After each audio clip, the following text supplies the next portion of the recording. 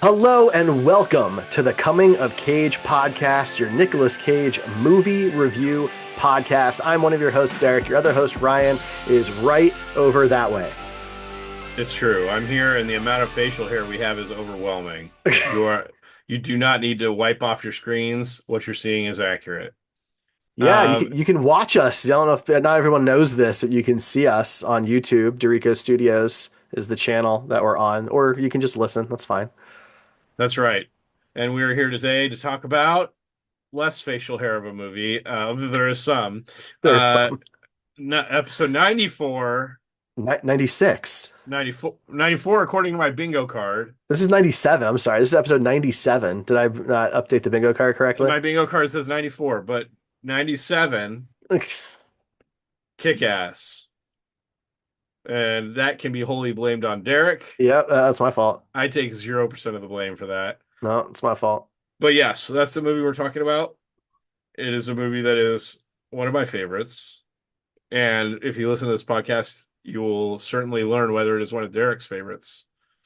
Does your bingo card really say 94? Yes. That means I sent you the wrong bingo card. I don't know how that would have happened. Yeah, we have it printed out right here. And you printed the wrong one, buddy. I'm looking at the chat. It says 97, man. I don't know what to tell you. While Ryan tries to find the correct bingo card, we are talking 2010's kick-ass superhero flick from Matthew Vaughn. Quite the cast here. Aaron Taylor Johnson, Nicolas Cage, Chloe Grace Moretz, Clark Duke is in this, Evan Peters, Mark Strong, of course, Yeah, Christopher Mintz-Plasse, lots of people. Big cast this movie. This one's the big one. about David. How do you say his last name? Lazuski? Lazuski? Dave Lazuski is an unnoticed high school student and comic book fan who one day decides to become a superhero, even though he has no powers, training, or meaningful reason to do so. That's right. I mean, he kind of has a meaningful reason to do so. You know, he wants to do good. He wants there to be good in the world, Ryan. Yeah. No, we can dig into this if you haven't watched or listened to our podcast before.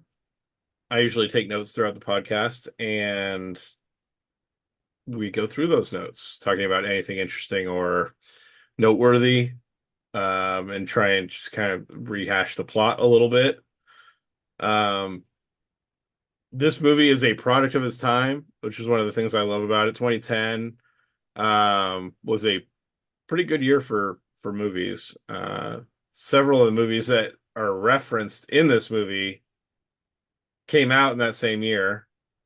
If I remember right, I read some trivia or something about it that they talk about a couple other movies that came out the same year. But yeah, it's a good one. And this is there's a group of movies that are kind of like anti-superhero movies. They're not like your typical Marvel movies. Mystery Men, Mm. Kick-Ass, that kind of try and flip the genre a little bit. Like before The Boys and similar shows like that started doing it. So I think this movie maybe was a little early. If it had come out a little later, because when did Iron Man come out? 2009. Yeah, So I mean, that is correct. this had come out a little later in the Marvel Cinematic Universe, it may have been a little more impactful. There's a lot of references to other superhero properties that at this point maybe people didn't know as well, but they could have played even more into that. I mean, it leans a lot on Spider-Man, and by then he had already had, the three Spider-Man movies had come out, so It it does also lean. leans heavily on Batman. Yeah, sure, There's yeah, a lot of Batman referencing in there. and he had had like 4 or 5 movies by then. True, true. But yeah, I mean, at the same time, though, if it had been made, I don't, if they had waited too long, then I don't think it gets made at all, because this is a much kind of edgier film. There's Matthew Vaughn talked about how he originally didn't go to any major studios to make this because he didn't didn't want them interfering with it, and there were concerns about Hit Girl and the language that she uses and things of that nature because she is like, I think she was 13, I think, when she was filming this. Um, But the character was like 8 or the something. character's supposed to be a little bit younger. I think she's like 11 or something like that. Um, but Chloe was 13 when the movie came out, so she was 11, 12 when they were filming. And it's not typical to have a 11-year-old girl say those things and do those things. No, but to be fair, Kick-Ass is also a minor, as is Red Mist, and they're doing stuff, that's pretty Yeah, but at least there, like the actors are all in their 20s. sure, but the characters are much younger. Yeah, yeah, but I always think it's less impactful. It's a little more okay when the actors Have gone through puberty. are adults, and now I don't think anybody was complaining that most of these actors were in their 20s playing high school kids, which has been a bigger complaint in modern times for productions. But I think Chloe this was kind of her this was her breakout movie, right? Yeah. She's playing a very Well, unique this and the character. second one, yeah. Well, right, yeah. Um, And she and is the heart and soul of this movie. And the yeah, second one, despite, the fact that she's a foul mouth, very foul mouth. As foul as you're thinking, if you haven't seen this movie, it's fouler than that. That literally is chopping legs off and stabbing people with, large bladed weapons, things like that. So, I mean, as brutal as you might think it is, if you haven't seen this, it's worse. it's worse. I mean, I don't mean it's worse in a bad way. I mean, the Yeah. violence is more extravagant than what you're thinking. Yeah, no, I'm with you there. And she's great in it. She did most of her own stunts, which is impressive when it's an adult, So She learned yeah, how to use a Valley song, which it's is also impressive. it's very cool. I mean, as much as you and I both love Nicolas Cage, and that's why we're here doing this, I still think Chloe's the highlight of the film. I think she's just awesome. Yeah, the film definitely doesn't work if you don't have a good actress in that role. Yeah, Period. 100%. Okay, well, let's dive into this a little bit. Right at the beginning, we like to notate the title screens. This one we only had 2, Yeah. less of an indie than what we usually do. Hmm. But right away, the movie is set up to subvert whatever expectations you have. It starts off with this guy in like a superhero costume with wings on the top of a building, and is playing this very hopeful music and talking about why isn't anybody a superhero? Surely somebody with money would be eccentric and do this. And it's all presented in a very like upbeat, hopeful way. And then the dude jumps off and plummets to his death in front of a crowd of onlookers. Uh, and that right away tells you what's going on. This movie, whatever your expectations are, this is not that. This is a more realistic take. And yeah, I've seen this before. Yeah, obviously, it's a great movie, but it still is a little shocking when he slams and hits the cab. Because Yeah. everyone's cheering and they're clapping because they think he's gonna fly, like you've seen in so many other superhero movies, and then he just doesn't, and it's still shocking. Yeah. Yeah. Um and yeah, we get our introduction to uh Kick-Ass himself, Dave Lazowski.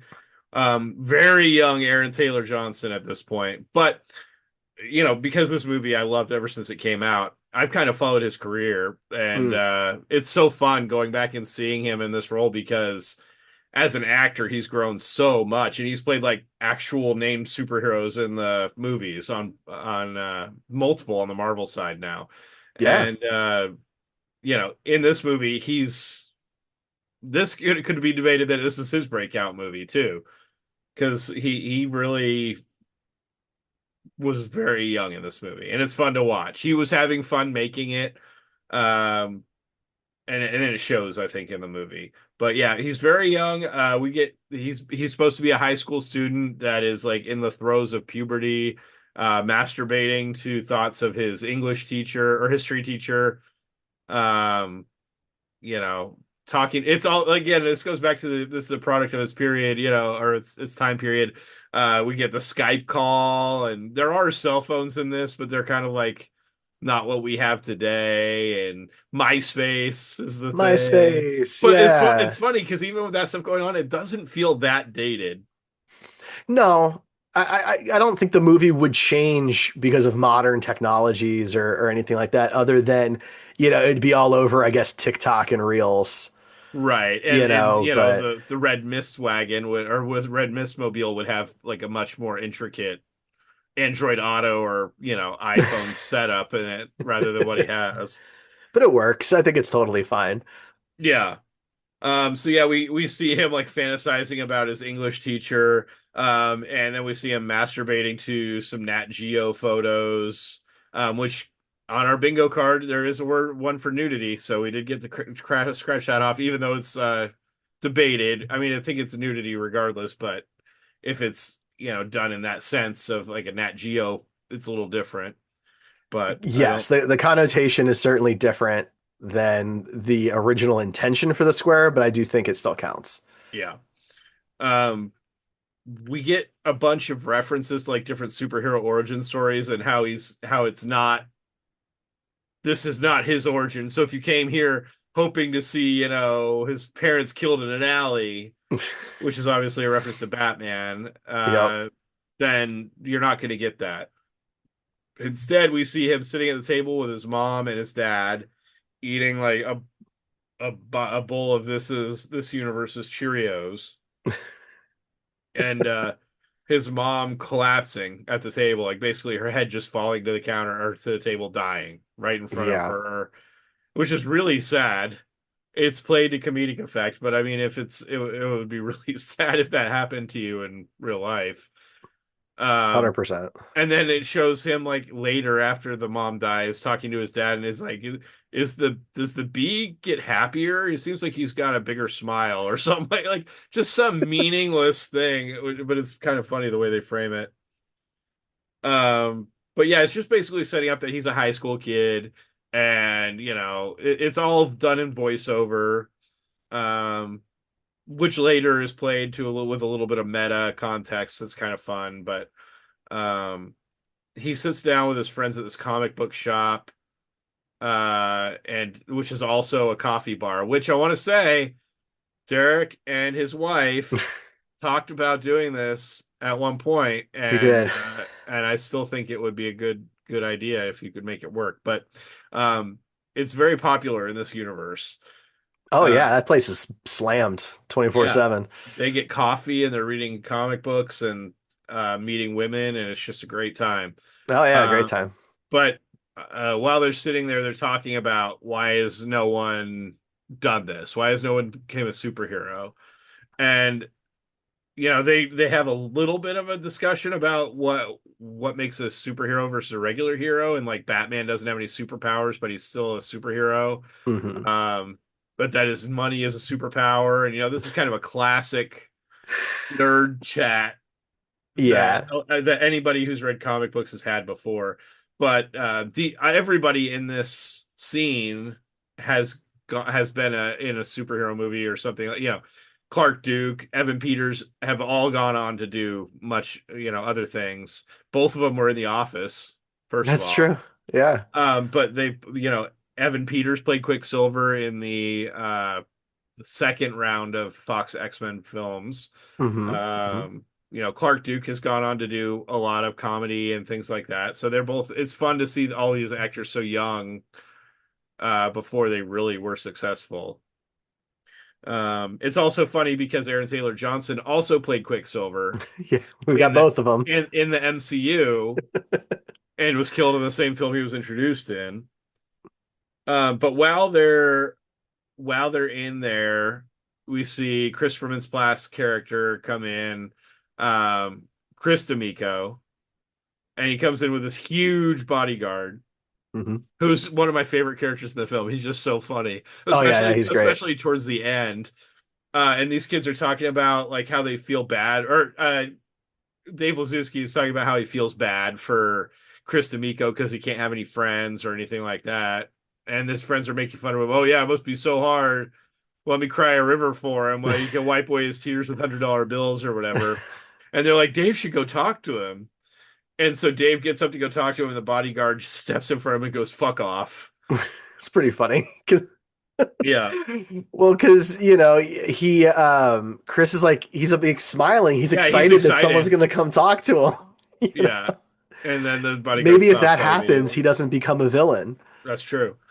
Um, but yeah, but is he really a villain in this movie? There's No, could but be some he's a debate to villain that. in the next one.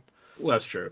But one of my funniest parts of this movie for me is, like I said, this is a very early movie for Aaron Taylor Johnson, and he's a British actor.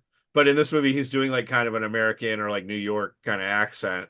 And when they're leaving this coffee shop before they get robbed, he's talking about how he like almost shit his pants, but he has no American accent at all when he's saying this. The accent completely slips, and it's the only time in this movie that happens. I'm surprised they kept it in there, but it's made me laugh every time I hear it since I saw the first time. But yeah, they're walking home whatever city this is, and they see these two guys in this like parking lot, doing bad things, and they walk up to the kids and rob them, basically steal their comic books, their wallet, their keys. And one of the kids goes, "This is the third time this month," or something like that. He's had his cell phone stolen, and so it's obvious this is a crime-ridden town. Yeah, it's a rough spot. I mean, they're in New York. Is that what it There's is? Okay, yeah, there's rough. Well, because the movie opens on the Empire State Building. true. Yeah, true. But yeah, I mean, they're in some part of New York, and I mean, the neighborhood that Dave grows up in is very like Peter Parker-esque. Yeah, And even the guy they cast to play his dad looks like Uncle Ben. So they really steered into that. But this is a tough part of town. My question would be though, like, can you just like go the next block over? Because it's right. always the Instead of same walking through the spot. same parking lot. Like I'm Yeah, just saying, like go to the next block over, guys. It's a grid yeah, system. Yeah. true. So then we cut to Mark Strong, who is great in this. Oh, so good. I I love it. love. He's just great in everything, but Yeah. he's great in this as D'Amico, um, the head Frank. of this Frank D'Amico, the head of this crime family. Um, and it's him in this like warehouse talking about how he has a guy tied to a chair, and he's trying to figure out how this guy lost his drug shipment or whatever. And this guy is swearing a guy dressed as Batman stopped him. He never said Batman. Okay. Right. A guy dressed as a superhero, and somebody else is like, so he's dressed like Batman. And then Frank D'Amico is like, this guy dressed like Superman. Like they can't keep their superhero straight. It's just So so funny. funny. Yeah, it's a great scene. But they end up cutting this guy's finger off because they don't believe him that Batman stole his drugs. Yeah, so I gotta be honest. Like this kicks off. What the big subplot of the movie is the adults just all act way too rashly. If Yeah, they would just slow down for a minute, but they're all on cocaine. they are. That's true. That's a good point. But yeah, that's just a really funny scene. And then when he leaves, um, he goes and gets in a limousine or whatever with his son, Mhm. and you can hear like the guy screaming outside the limousine, but he's having this discussion with his son. He's like, the movie starts in 10 minutes. He's like, there's no way I want it. The son's like, I want popcorn, and there's no way we'll have time to get popcorn. And he tells his bodyguard, get him some popcorn. And he's like, do you want an icy?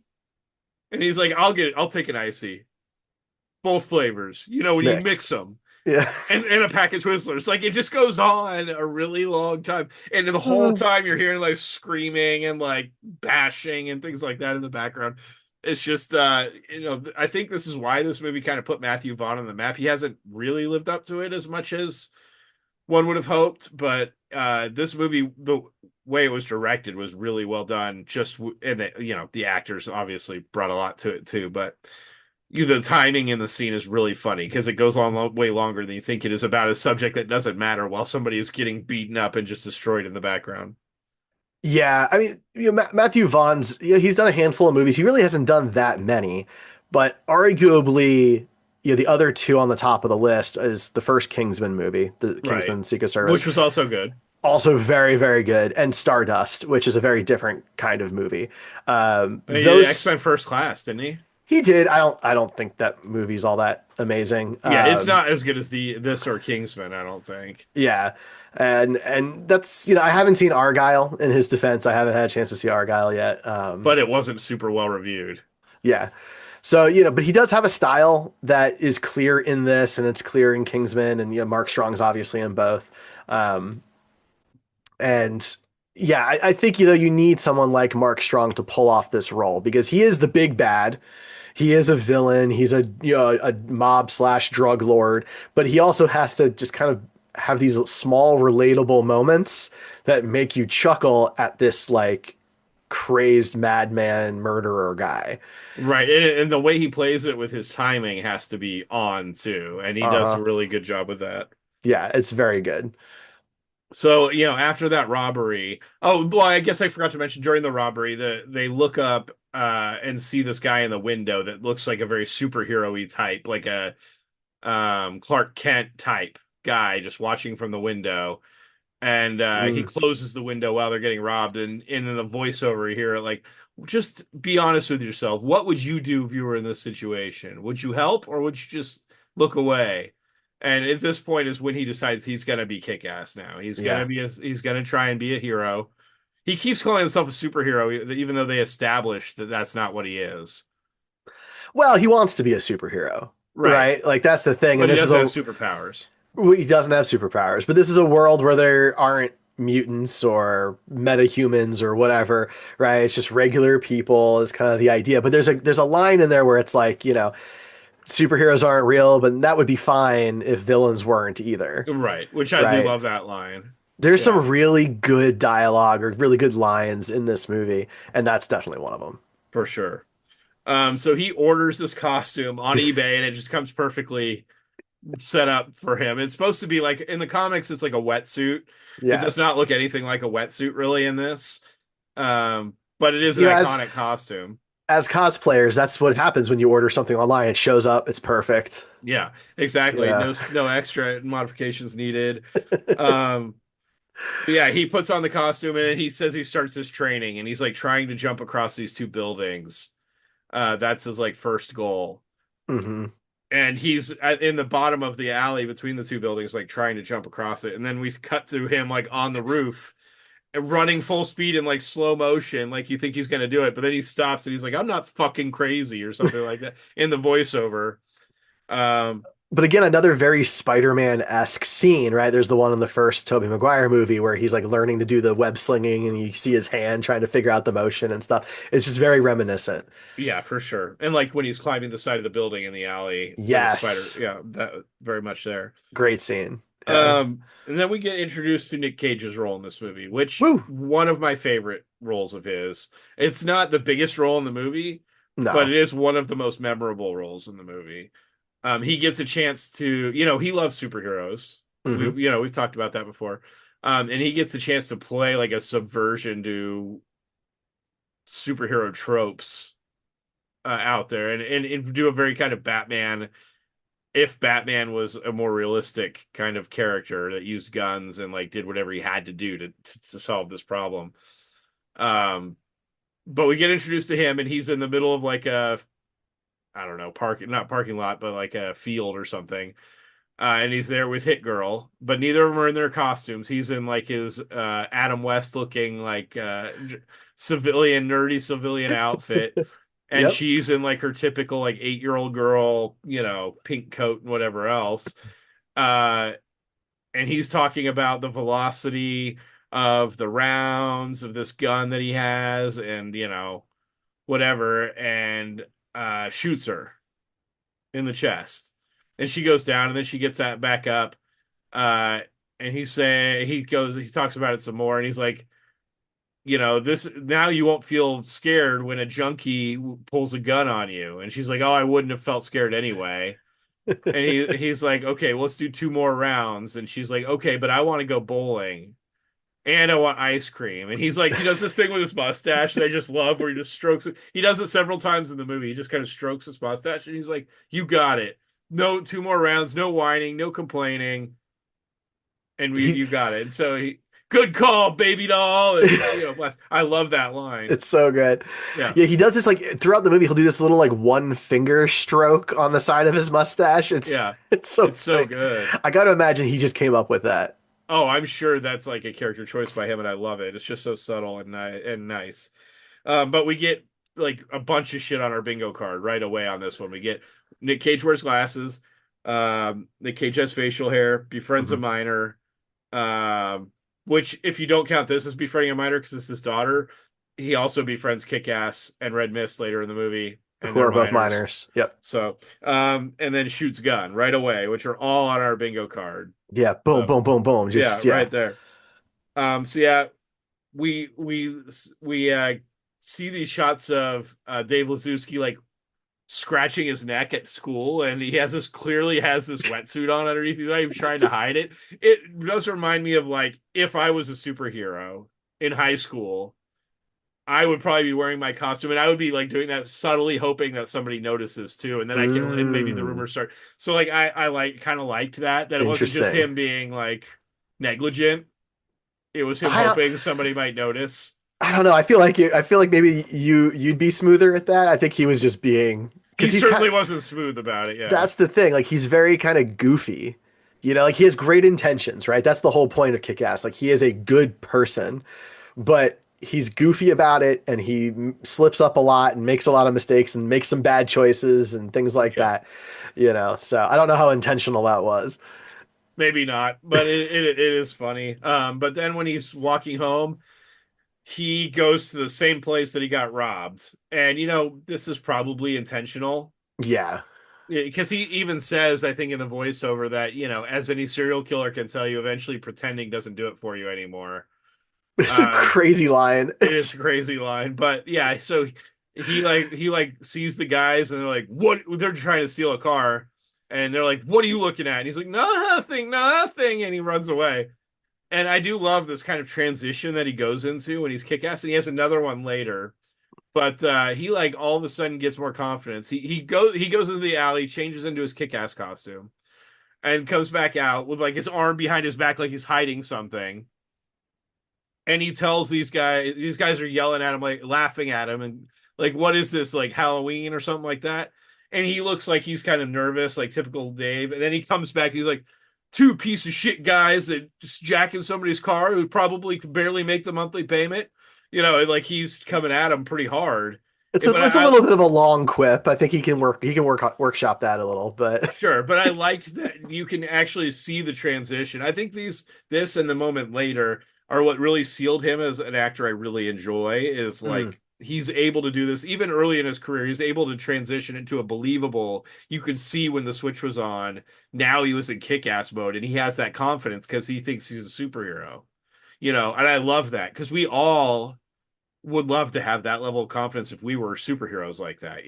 I think it's relatable. well, it's one of the things that makes a good Superman or not is the transition between Clark Kent and Superman. Can you play both sides of that coin? And some actors have done it better than others. You know, one of the things that Christopher Reeve is most well known for is how good he could transition between those two versions of himself. And this is a similar situation. He's still learning, of course, right? But it's a similar thing where he's got his normal Dave and then he's got kick ass. Yeah, and I think this is even more impressive for me. Not saying more impressive than Christopher Reeve, but Nah, more impressive than a lot of other ones because he in the character is still learning, right? right. Like, did he know that he would have this level of confidence when he came in? Is he trying to protect a secret identity? I think it's more just like, I don't know. I don't know what I'm trying to say. I think it's just that the character is still figuring out who he is. And Well, and he so, doesn't have powers, right. Well, at right? least not at So this point. well, he never really has powers, right? He can take a little bit more of a beating because his nerve endings are shot, right? But if he got stabbed in the gut again, I think he was going to be in the same situation, Right. But whereas, Superman's got all the powers, Right. right? And so it's kind of a flip here where Kick-Ass Dave has to come up with that confidence. He has to build that himself Even Batman because has like every martial art training known to man. So of course he yeah, has the confidence. But Dave exactly. found the confidence in just wearing this costume. So Right. it's kind of cool. But yeah, as you kind of mentioned, it goes poorly for him. He's able to kind of hold them back a little bit, but it's clear he has no like fighting training or anything Yeah. like that. And he gets stabbed immediately because the guy he's fighting against does seem to have some sort of training. And stabs him immediately. And then they run away, and he's like literally guts are like not guts are falling out, but he is bleeding a Bleeding lot badly. Yeah. and walks out into the street, gets hit by a car, flips over the car, and then the guy drives away. Which, by the way, plays into the narrative that Dave's been talking about this Yes, whole time, right? exactly. This guy, it was a mistake. It was an accident. It was a mistake. He could have been the good Samaritan, right? Instead, though, he's going to protect himself and flee the scene, Right. you know? And so he gets picked up by an ambulance. We don't know when, but he does, and they take off his kick-ass outfit, and he makes the EMT promise that he wouldn't tell anybody what he found him wearing. So in theory, the EMT is the only one besides Kick-Ass who knows his secret identity once he That starts getting more popular. that never comes back up, but that could have been an No. interesting side story, Yeah, it could have been if they you if know? it's if they wanted to lean into that more. Yeah.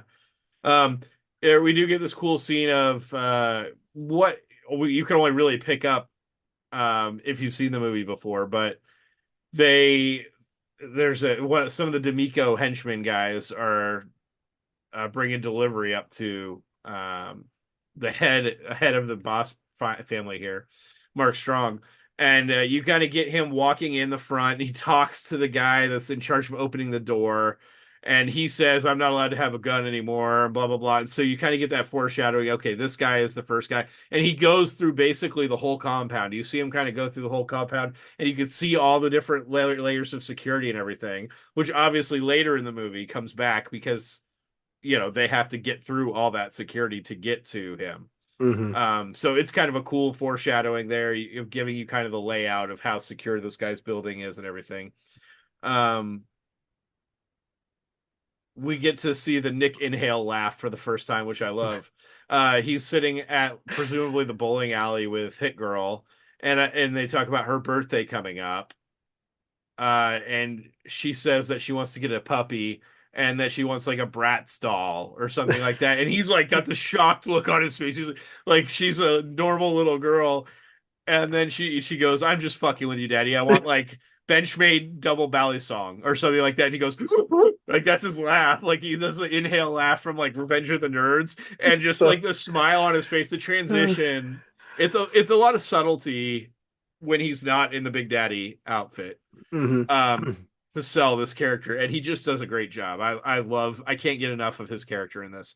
Um but Well, yeah, he's such a fascinating character because, obviously we learned the backstory and everything like that. It would just be interesting to see how he raised his daughter and like that kind of life that they led to lead her to a point where like asking for a puppy would be an insane thing for him to right. hear, and wanting these like special, butterfly knives is like a totally normal request. It's just there's a lot of layers and a lot of interesting stuff there. Like there's a lot like orbiting this movie that I would love to see more on, you Right. know? The universe, it would have been fun if like if it had taken off like the boys to do Yeah. like kind of some spin-offs. But yeah, she asked for this ballet song, and he's like, "You know what? I'm gonna get you two." And he holds up these French fries. He's like, "One ballet song, two ballet song," and then he like eats the ballet song French fries. It's just a very fun scene. But yeah, he ends up giving her the ballet song, and she's flipping it and doing all this really legit Yeah. ballet song work. It's pretty cool. Um, and he's questioning her on some stuff. He's like, what do they call a butterfly knife in the Philippines, or what's the original name for the butterfly knife? She's like, ballet song. It's Filipino. And we get our first like meta reference here, where he's like, what's John Woo's first feature length film? And he had obviously done Face Off with John Woo Hmm. earlier. So, that's a fun reference, and one of several like kind of meta nods in this movie to previous work from these actors. But yeah, that's a great scene Yeah. all around. We get the setup for Mark Strong's character being able to fight because later in the movie, he has to fight Hit Girl, spoiler alert, and she's fully trained in martial arts and beyond the skills of anyone, like any 11-year-old, like she can beat grown ass men. So he would have to have some sort of training to be able to beat her. And so, Yeah, I mean, I don't know that I needed a lot sold there because by the time she reaches him, she's fully out of ammo. She doesn't have any weapons left. She's, been fighting for a half an hour, so like sure, but it it's not adds like more to his character that he yeah. also has some martial arts training, you know, for me anyway, it did aid in it. But yeah, we see him kind of practicing some martial arts stuff, and he's in a gi. Um, so yeah, Yeah, he he's got like gets this whole training space across from his office. It's like that scene in The Matrix when he's up living up, exactly, yeah, That's what it yeah. reminded me of.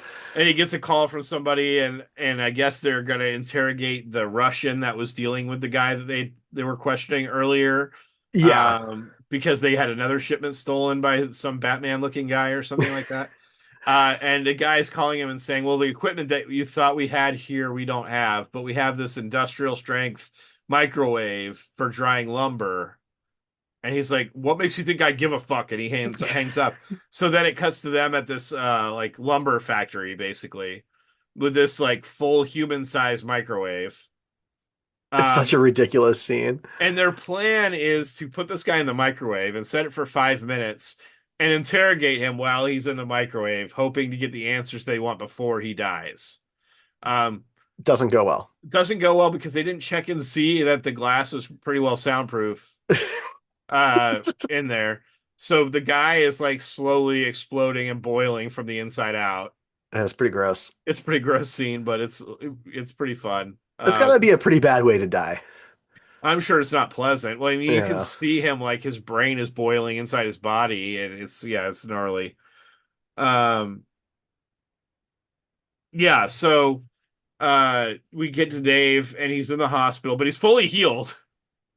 That's one thing about this movie. It's his recovery is amazingly fast. well, we don't know how much time passes. I imagine it's a while. We don't, but like if you've ever dealt with somebody that's had surgery and like especially somebody that would have metal plates and screws and pins throughout their whole body, they're not getting up out of bed themselves. I mean, there's no way. And That's he why not like I only is think it has to be months. maybe, but I, it doesn't ruin anything for me. It just seems like we're cutting to him like he doesn't have any period of recovery. He's literally leaving the hospital yeah, he's done. and he's done. But they're showing him his X-ray as if it's the first time he's ever seen it. If Yeah, it's that's months true. later, it doesn't make much sense. But No, that's true. yeah, so he has superhuman healing apparently. But yeah, the X-ray is literally like screws, and he's like, "I look like fucking Wolverine" or something like that, which is a fun reference. Um, but yeah, his dad is like, it's a weird conversation. His dad is like, the med, and also this is why I don't think it's been months because it's Right. the first time his dad's talking to him. Just Yeah, that doesn't really and work. he's like, the medics said they found you naked. They didn't, implying that he was sexually assaulted or something like that. Right. And he's Yeah. like, God, no, Dad, they stole my clothes, which makes no sense. But yeah, he's fully recovered, and he does mention that he has to get back into fighting shape. So he's doing like sit-ups and stuff. But he has another costume ready to go. Yeah.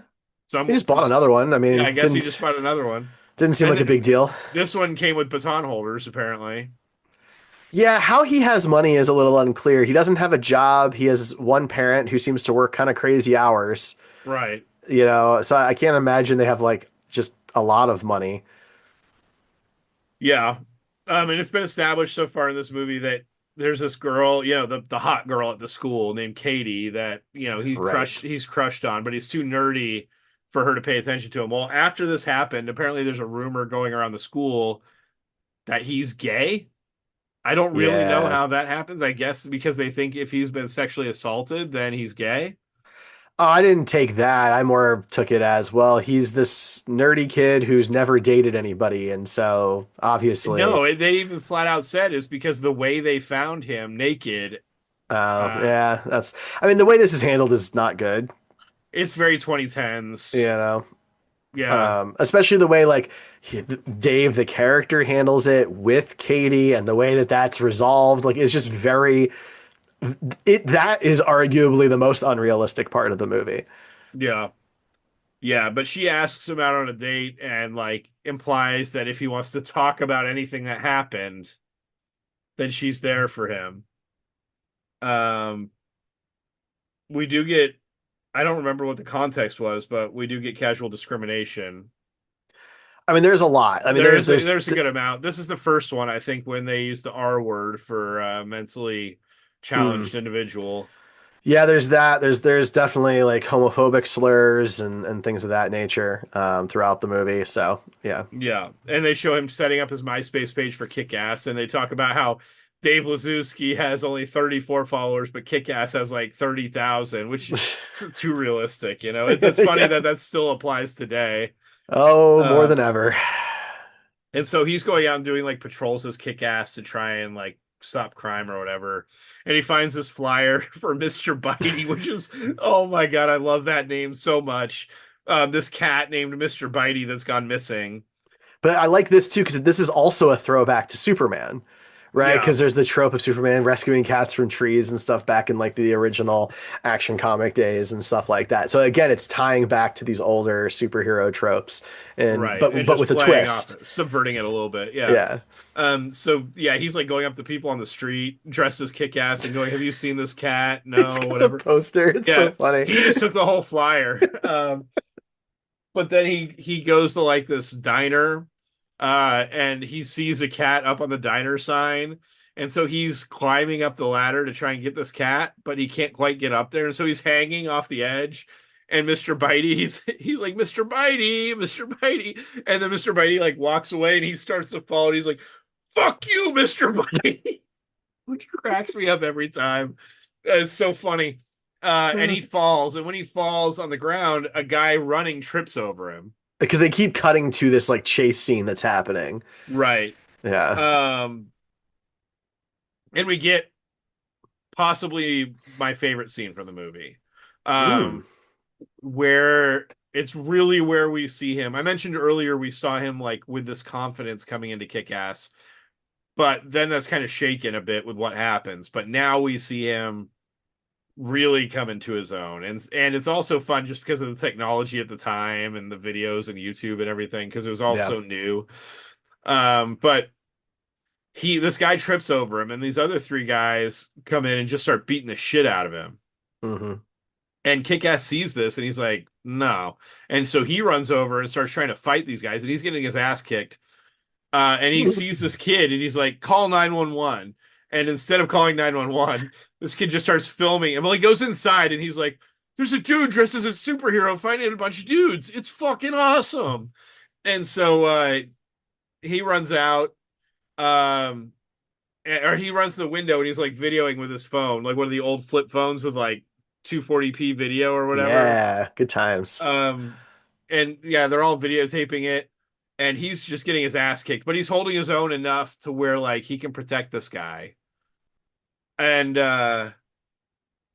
um, he one of the guys pulls out a knife, which is obviously a throwback to what happened to him before. And he's like, "Kid, what the fuck do you think you're doing? Are you crazy?" And he does this short line that I love where he's like, three dudes laying into one guy, everybody else just staring around watching, and I try and stand up for him and I'm the crazy one. Yeah, I'd rather die or something like that than Yeah. have that happen. And it's just a really good line, Hmm. where it's really showing why he wanted to be Kick-Ass in the first place. Is that so he can help people? And Right. we don't get any context. Like this guy could have just murdered three children, and these are the dads of the children, Yeah. running him down. We We have don't no know. idea. And we never Kick-Ass is get just to going off know. instinct that Yeah. he's going to help this guy. Yeah, we don't get to know later. Literally, like all the coverage of this is just talking about this masked superhero.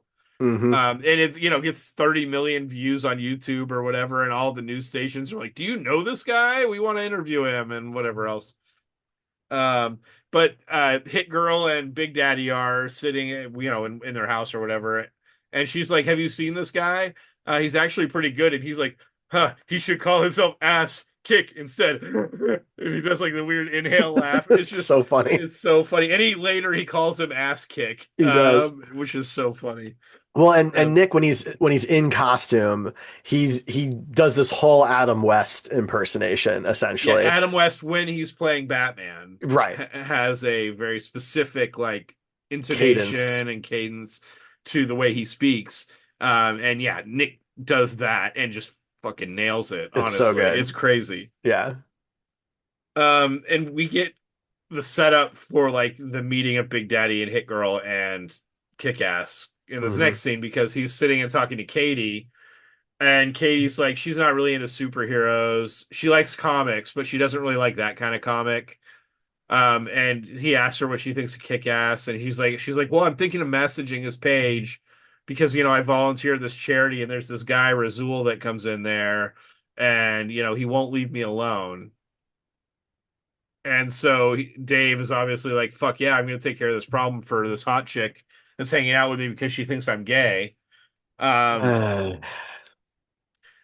and so he goes to confront Razul, which is crazy. It's in like the sketchy area of town with like not great area. And he goes into this apartment building where this one door has a bodyguard and like a steel door with like three locks on it. Um, and the guy at the door sees him walking and says it's not Halloween yet, and he's like, "Who are you supposed to be? The green condom?" Which is so funny.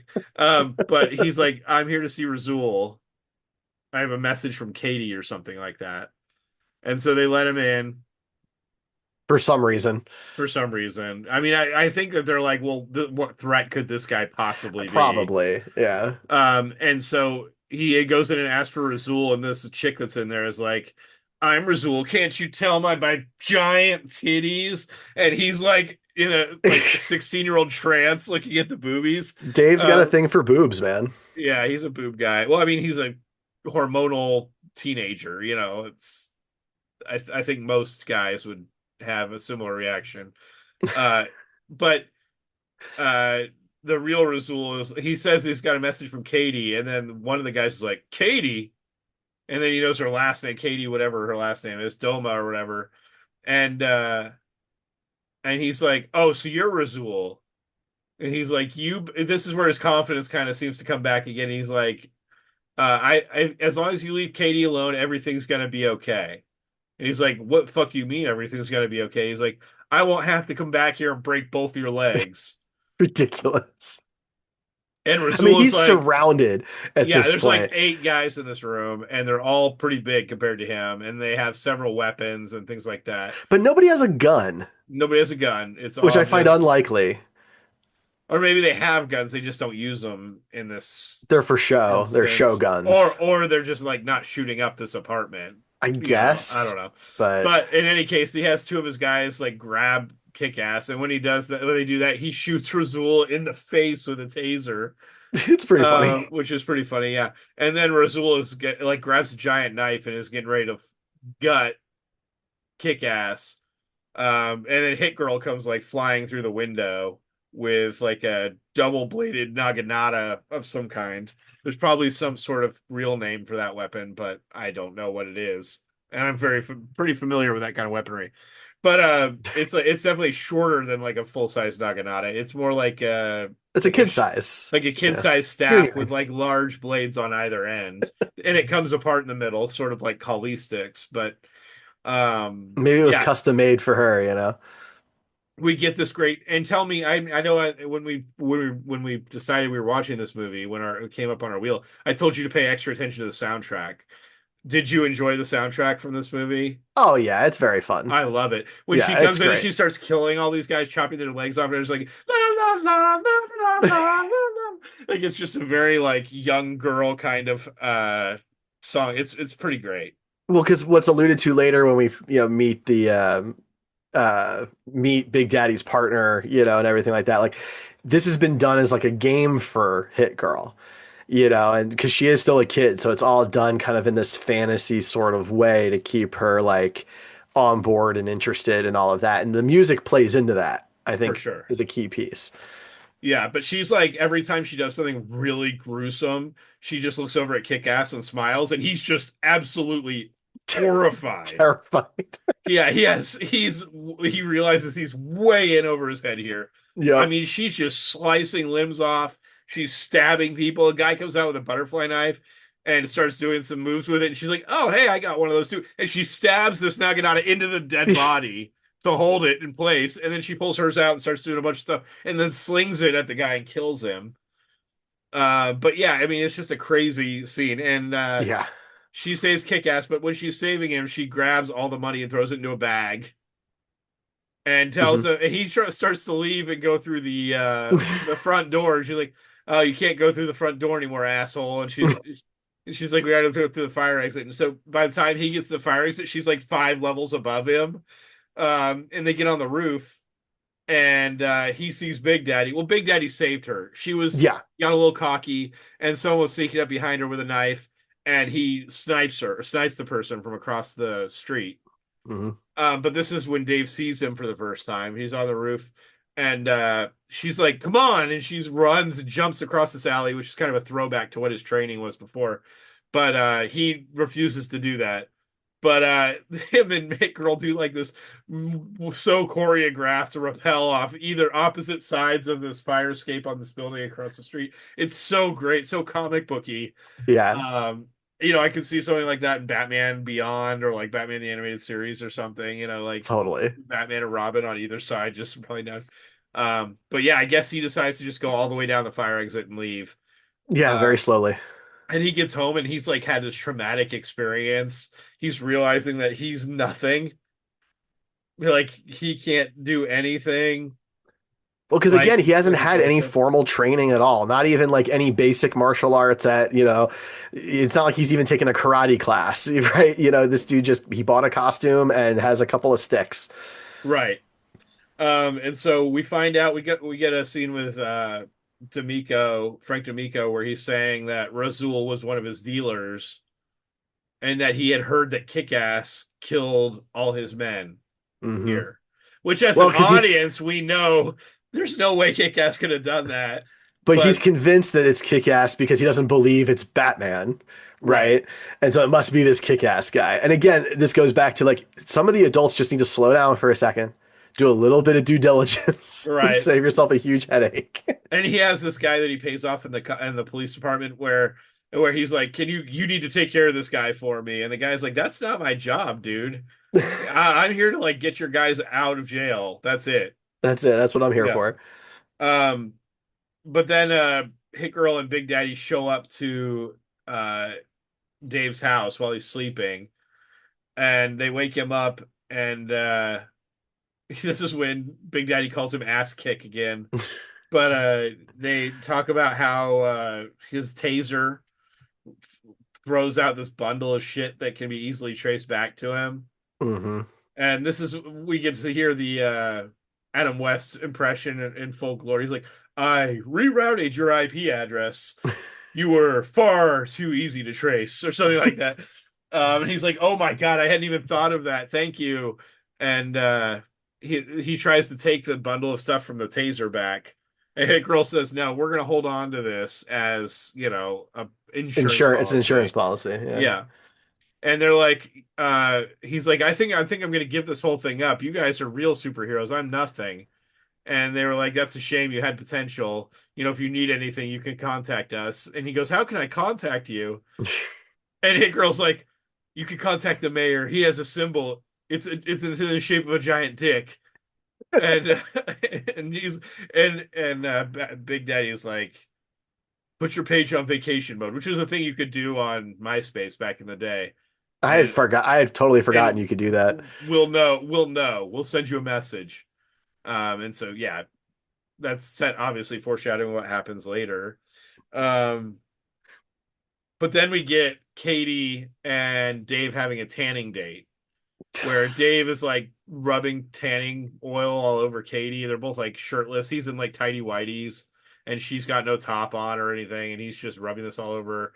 They're both in their underwear, and she is holding her boobs. Yeah, and this might be the most unrealistic scene in the movie because if you're a prepubescent or a pubescent boy rubbing lotion all over the hottest girl in the school, and she thinks you're gay, you are gonna be showing that you're not gay.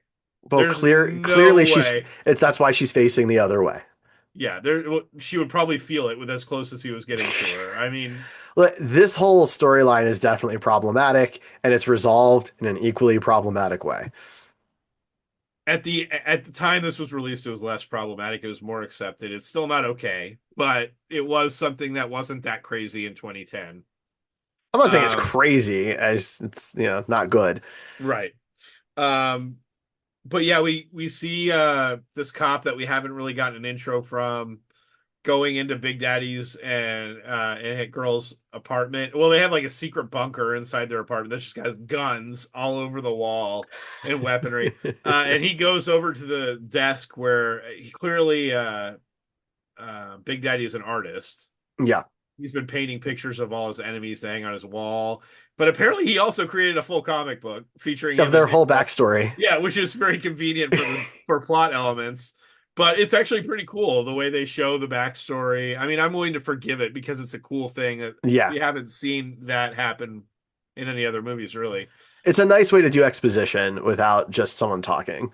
Yeah, we find out that he was a cop, which is not on our bingo card because he's not currently a cop, Yeah, I wasn't sadly. sure. Yeah, that Nick is a government or military employee. Yeah, X. unfortunately. Yeah, But he was a cop who got framed by the D'Amicos and put in jail.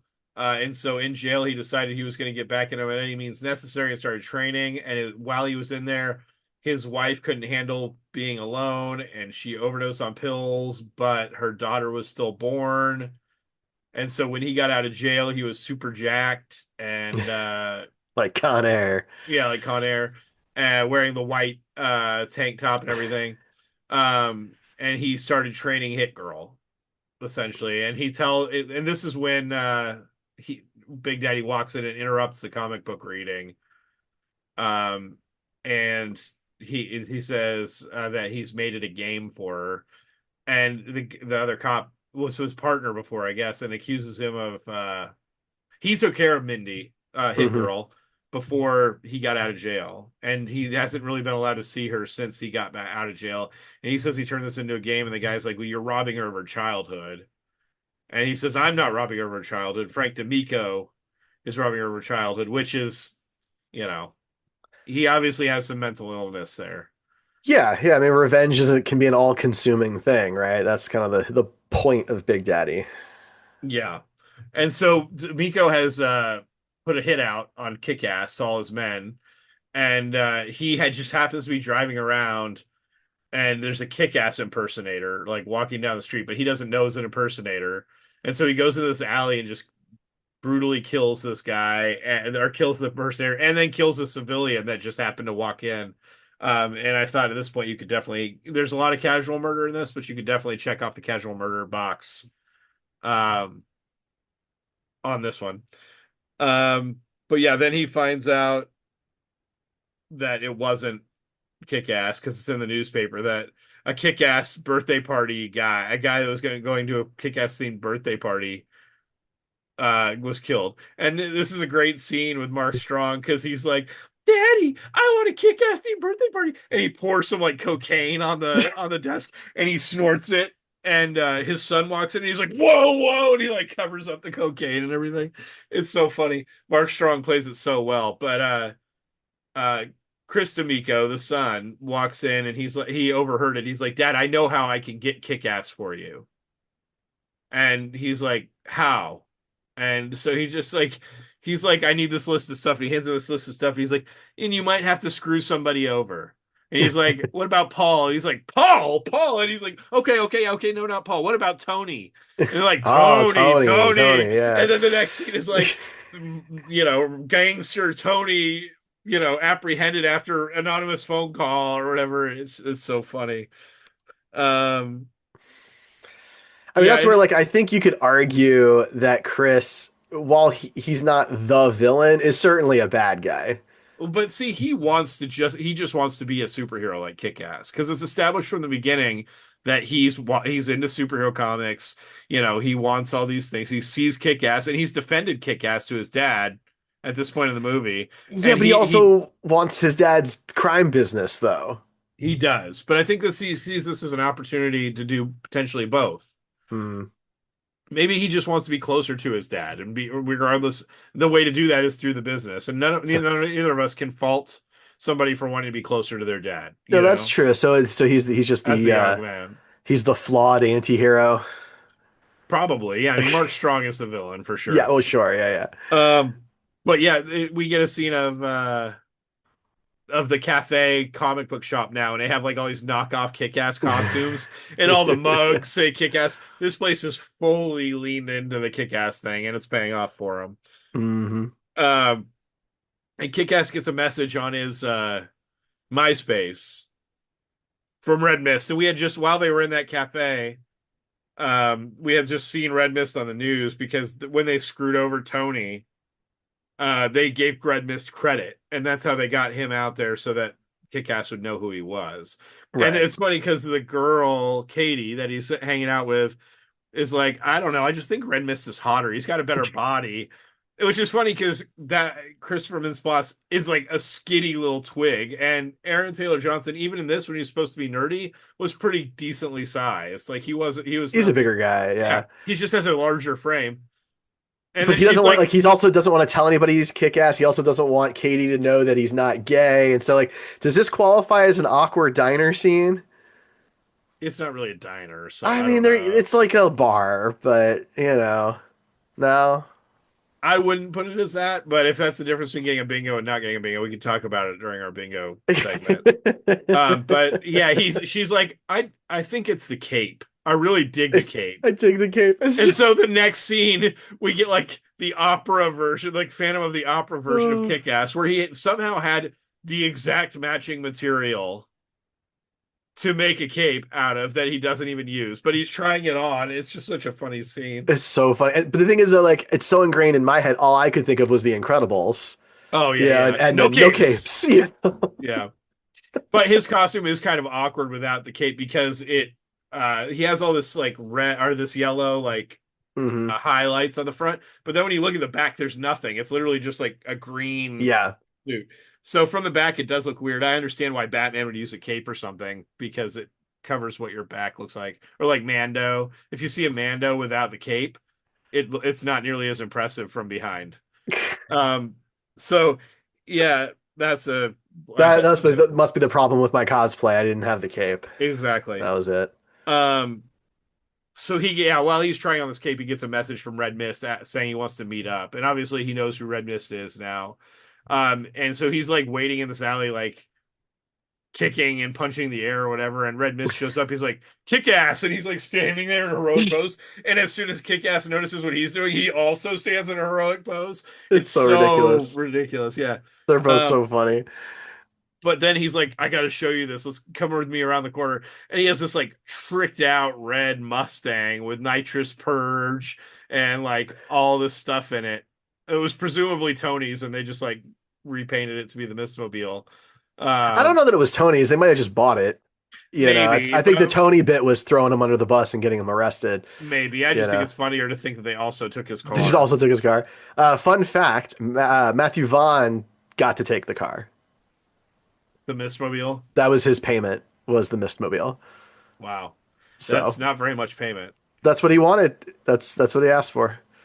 It was so specific of a car that I figured that makes sense because, like, a Mustang wouldn't have been my first choice for that, but a modern Mustang wouldn't have been my first choice for that, but it works for the character. But yeah, him and Kick-Ass are like riding around town, really nondescript in this vehicle that says red mist all over it and has red underglow and like red and black coloring all And over they're it. flying down the roads and Flying down the stuff. road. And They're dancing inside the car. It's a really great scene. And then he's like, check this out. And he flips the switch and the nitrous purge comes out the hood. He's like, the mist. And it's like, if you're a car guy, you know, like it's nitrous purge, do you even know how to use the nitrous? You're just purging it for no reason.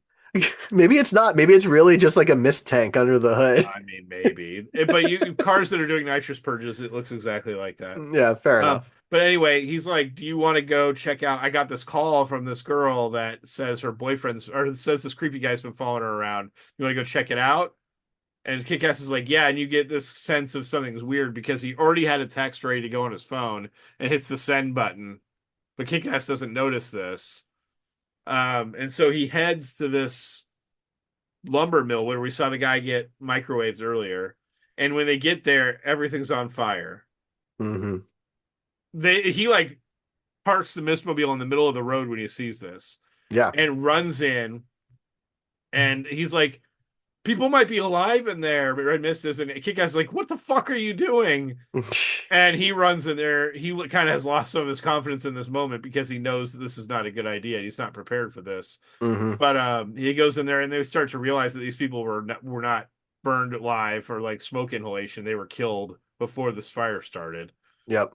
Um, and Chris like grabs a teddy bear and they run out.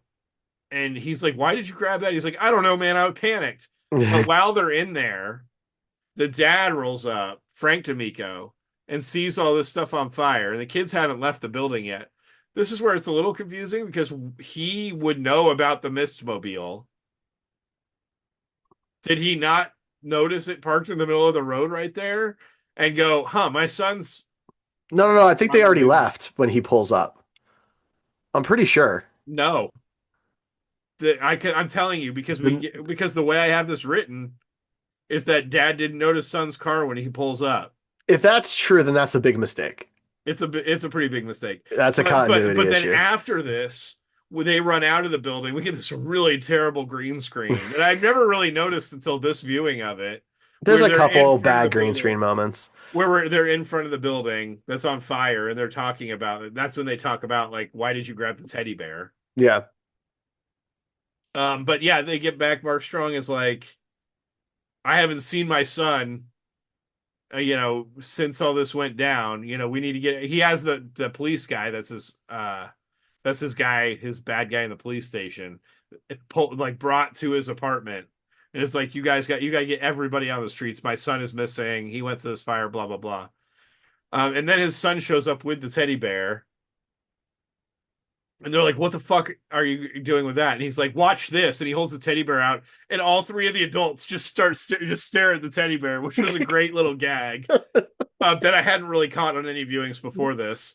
But then he's like, "It's a nanny cam," and so he plugs it into the TV.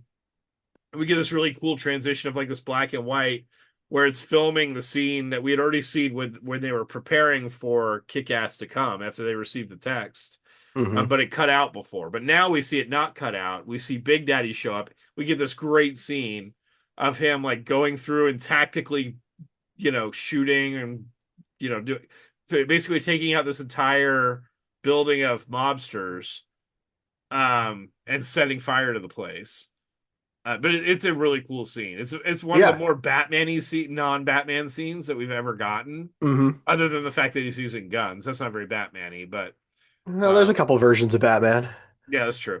Yeah. But yeah, it's just a really cool scene. And the whole time I was watching, I was like, man, I bet Nick just loved doing this. I bet he Oh, had I'm sure. so much fun with this scene. It's not like a lot of stunts or anything, so I'm betting he was in the suit for most of it. I would think so. But yeah, I bet he just loved that. Especially with all the training they gave Chloe and stuff. Like the goal was to have them do as many stunts as they could. I think it shows, in this particular case because it's a big fight scene. There's not a ton of cuts, and I think it's pretty solid. Yeah, it's really great. And yeah, so it cuts back to Mark Strong just like in shocked disbelief as to what he just saw. And his son's like, "Dad, Kick-Ass is no one. He's a nerd. This wasn't him. This is somebody else." And his dad's like, "Okay, we got to get this guy." And he's like, "Do you have any leads on this?" And he's like, "Well, Kick-Ass said that he's not the only superhero, so maybe he knows, maybe he knows these guys." And so now, Tamiko has told his police guy that this is the guy. He gave him the footage and said, "This is the guy I need.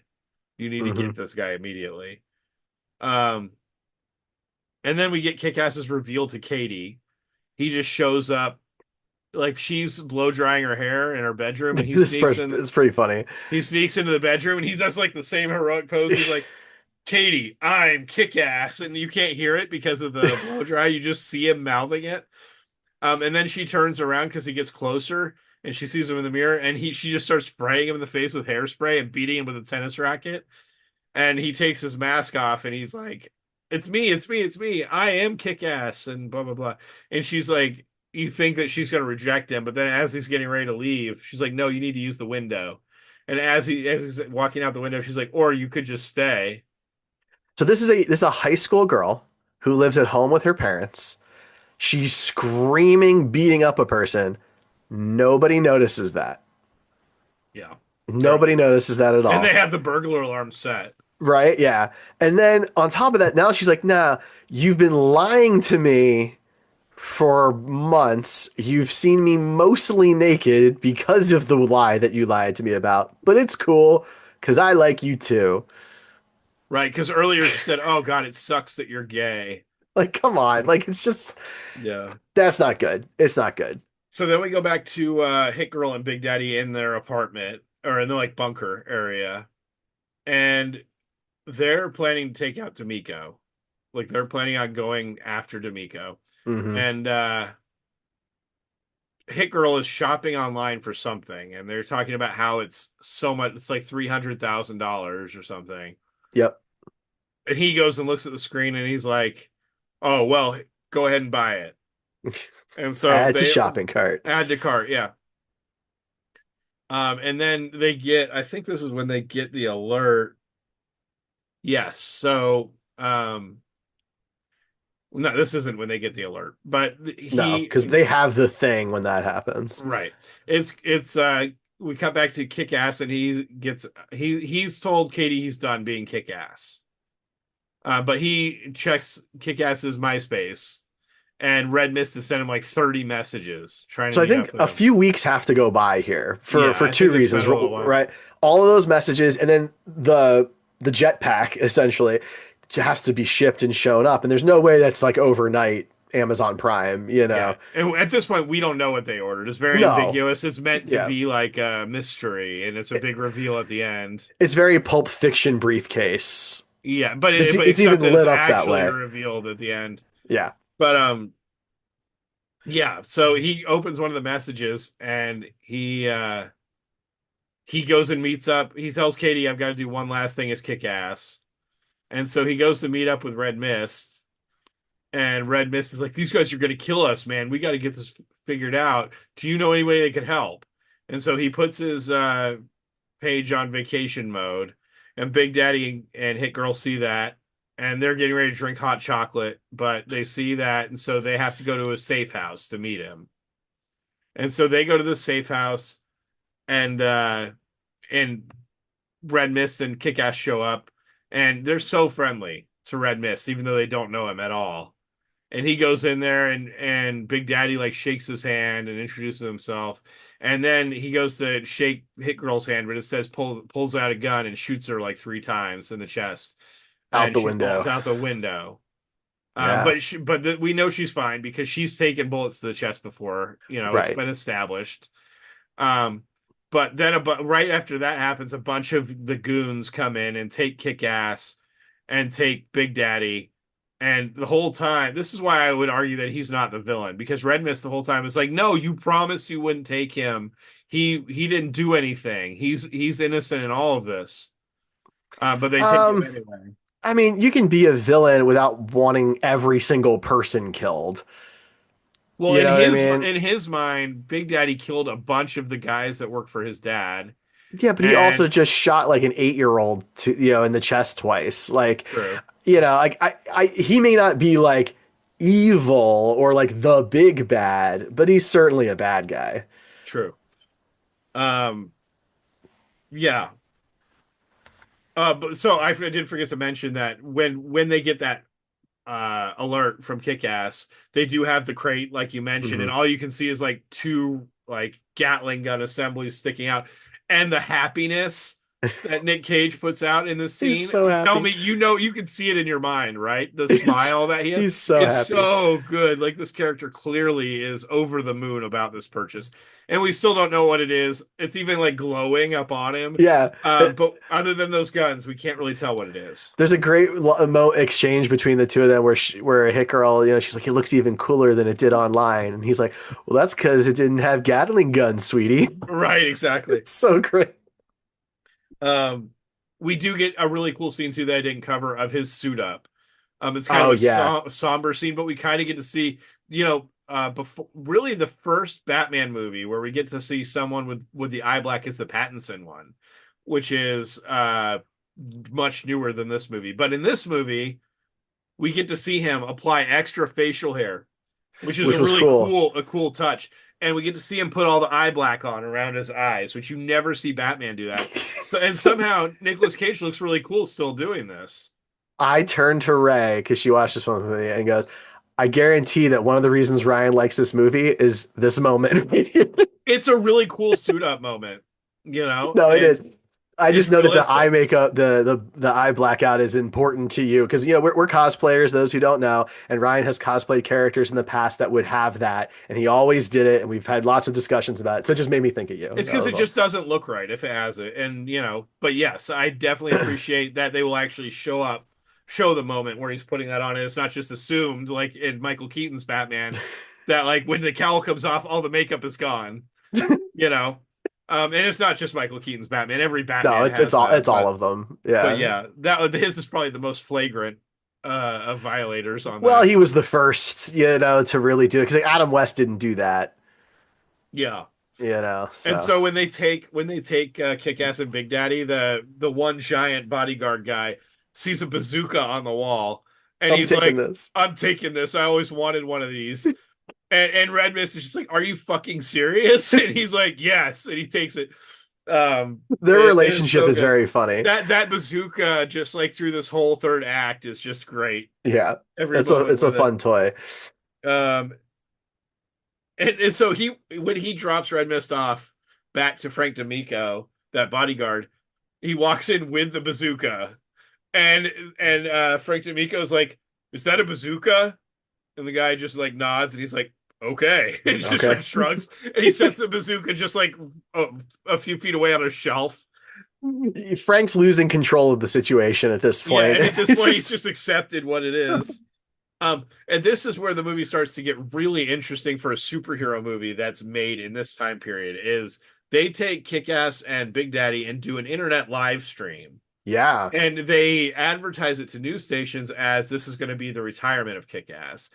And what it ends up being is that they're going to be doing a live execution on the internet, which is not something we've really ever seen. I don't know if we'd seen any non-superhero movies do something like this prior to this, because Well, live even streaming was a just fairly new thing in 2010. exactly like even the idea of like, cutting in and doing a worldwide broadcast had only ever really been done on cartoons. Right. Right. And certainly not to this dark level. And so I do think this was the first time we saw something like this in live action in a gritty way.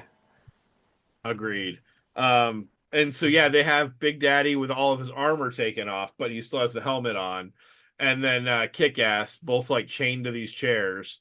And they're beating the shit out of him with knuckle dusters and Kick-Ass's batons and a baseball bat. And they're spitting up blood. And I mean, at one point they take a baseball bat and just jam it into Kick-Ass's testicles. And it's just very visceral. One thing I'll say about the Matthew Vaughn's direction and the way they handled the action in this movie is that every hit really felt it. From the very first time he gets Mhm. stabbed to like this scene, it's just very visceral and really feels like people are getting hit. It's Um, one of the reasons why I can let the couple of bad green screen backgrounds go because the rest is just so well done. Agreed. Um, and so yeah, they start pouring kerosene all over these two guys. And at this point, the news station is like, we're not showing this. It's too graphic. It seems like they're doing a live execution. And so everybody is like rushing to find a computer to watch it on. Which is very on the nose and has not changed from today at No, all. that would still happen. Yeah. As disgusting as that is. Um, but when the kerosene is poured, um, shortly after all the power gets cut off. Well, we think the power gets cut off. It doesn't really because the camera is still broadcasting. But It has uh, batteries. Don't worry about it. yeah, but how's it connected to the internet? Wi-Fi. Which at some point takes power. Nope. Satellites. Um, Satellites, obviously, in 2010. But yeah, all the lights turn out. We get this really cool scene with Hit Girl and like a first person video Yeah. game night vision kind of going through and just double tapping all these guys and killing all these guys. It's really the only first person scene that I can recall that really works for me. Yeah, it's handled well. Um, and as this is going on, I mean, these guys have had the shit beat out of them, especially Big Daddy. I mean, he's got the crap kicked out of him. He's barely coherent. Hmm. But he hears what's happening and kind of sees what's happening. Well, he's on fire too. This fire hasn't started at this point. Has it not? Okay. No, well, I mean, she goes through most of this area before the fire's even started, Yeah. and then Okay. you see like when she gets closer to the front, the guy is like fumbling for the lighter and finds it and lights the fire, Hmm. which is under. I mean, they poured kerosene on both of them, but most of it was centered on Big Daddy, and that's where the fire starts. So you see the fire start to light up this room on Big Daddy because he's literally burning to death. Hmm. Um, but he is so proud of Hit Girl at this point, and she's using this thing called kryptonite, which in 2010 was a thing you could put on, which is also on the nose. Um, Yeah. you put attached to the bottom of a gun, and it's basically a strobe light. It's meant if you use this in a dark place to disorient whoever's in front of the gun, but it also gives you light. And Hmm. so he yells, switch to kryptonite, and it's just such a great scene. He's like burning alive, but he's smiling. He's got that same smile from when he saw the Gatling guns because he's Hmm. so proud of Hit Girl, but he's literally burning alive in this moment. And she takes the kryptonite flashlight off the gun and sets it on a table, Which and is super smart. That was yeah, and clever. goes around while the guys are shooting where that was at, and she takes them all out from the side. And she puts a blanket around Big Daddy, which wouldn't really put out kerosene, unfortunately. But in this movie magic, it does. Yeah. And she shoots the broadcast because all this has been, live streamed. Um, and that ends the broadcast. But Big Daddy, she takes the blanket off, and he's been like, he does yell some other stuff that's kind of unintelligible. But if you have subtitles on, it's I think it's a reference to the comic books because she doesn't really do any of this, but it's basically telling her to use this injection that's like a drug to like give her adrenaline or something. I don't remember. Hmm. It's called like puppy or something like that. Hmm. But it's really hard to understand in the movie. But yeah, he's like burning he's burned, like he's not gonna survive this, and his lips like are burned off. And Yeah. so when he's trying to talk to her, and he's like, "I'm so proud of you, child." It's more like, so proud of you, child." It's all very raspy. Yeah, because his lungs are burned, Yeah. you know. He had a rough time. And oh my God, the heartbreak of it is when she says getting shot hurt a lot more than it did when I was with you, Daddy. And he says, that's because I used low velocity rounds, child. And it's like, oh my God, despite he took his childhood away from the kid, but he loved her still. Oh yeah. And it's just a heartbreaking scene. Yeah, there's no question that he cared for her. He just did it in a not great way, you know. Right. But that scene is so like overall, all the action, the way that's all handled, and then that scene with him and Hit Girl and Kick-Ass is witnessing this, and he's like he feels responsible for this whole thing. Hmm. So she gets him out of there and leaves Big Daddy's body because what's she gonna do? Right. Yeah. But they get into the Mistmobile and take that. But it's funny because Mindy's driving. Which is very funny. It's very, Because very funny. Dave doesn't have his driver's license yet, but obviously she doesn't either because she's younger than him. Um, but then he's like, "I owe you one. You can come live with me, and you know, we'll do that. And I owe you that. You can come live with my family." And then he's like, "Just pack up what you need and we'll go." And she's like loading up cases with like guns and ammo and grenades and knives and all this shit. He's like, "Whoa, whoa, whoa! I just meant like a toothbrush and stuff. I didn't mean all this. You can't bring guns." And she's like, "No, we have to finish what my daddy started." And so he's like, I owe her one. And he's like, it's interesting because he got so much shit beat out of him, but when he goes to the bathroom to clean himself off, he has like nose swollen, like his eyes are not swollen shut, and like even though he got knocked across the face with brass knuckles, and it's just blood. He just wipes off the blood and he's fine. It's part of his superpowers that he got when he was beat up the first time. Yeah, I guess. Um, so their plan was that she was gonna go to this headquarters, whatever it is, hotel, I guess, Hmm. and get in and get all the way up to D'Amico.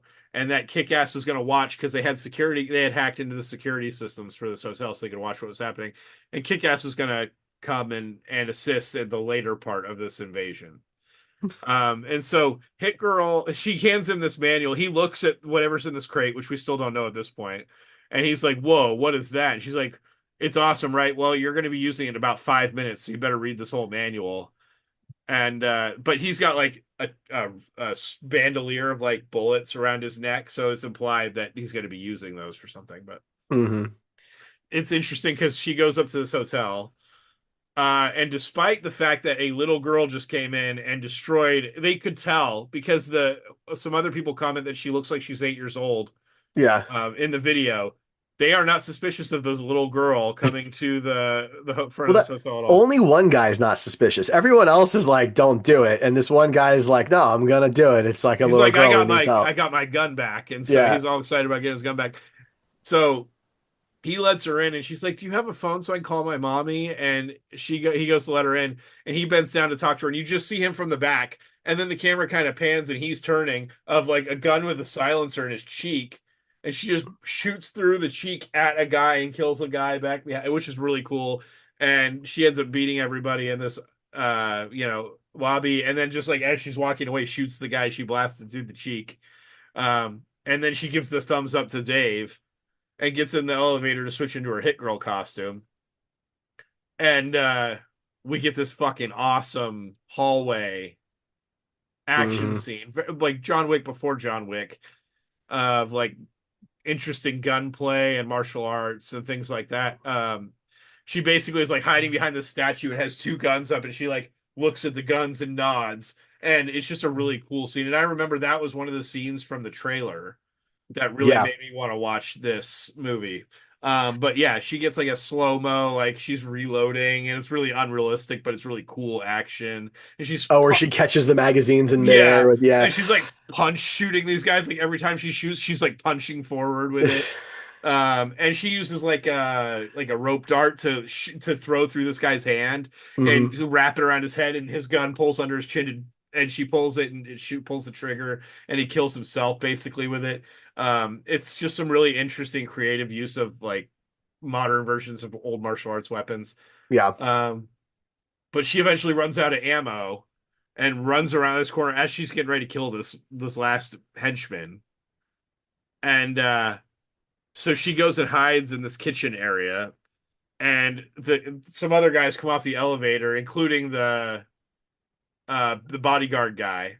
Yeah, the bazooka guy. He's actually credited as Huge Goon, but I'm pretty sure he had a name. But they're like all John, lined up. Jack. There's like four of them lined up, and the guy that almost got killed is right in the front. And they're like, "Go get her, go get her." And he's like, "I don't have a gun." And they're like, "Here, take this." And the guy hands him like a fully loaded MP5 or something.